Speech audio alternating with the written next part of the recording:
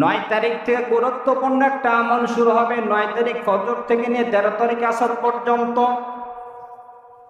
এই সময়টুকু 3টা দিন যা হয়, এই সময়টুকু, এই সময়গুলোকে, দিনগুলোকে আইয়ামে তাশরিক বলা হয়। আওমন অর্থ হলো দিন, আইয়াম আওমনের বহু বচন, আইয়ামত তাশরিক যেই জায়গাগুলোতে আল্লাহ তাআলার তাশরিকের নামগুলো আল্লাহ তাআলার স্মরণ করা হয়। তাশরিকে কি কালিমাতুত তাশরিক হলো আল্লাহু আকবার, আল্লাহু আকবার, লা ইলাহা ইল্লাল্লাহু, আল্লাহু আকবার, আল্লাহু আকবার, ওয়ালিল্লাহিল হামদ।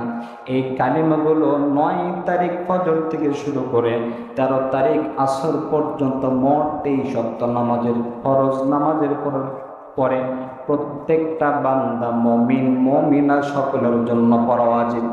যারা পুরুষ হবে তাদের জন্য জোরে পড়া ওয়াজিব, যারা নারী আছে তাদের জন্য আস্তে পড়া ওয়াজিব, পড়তেই হবে।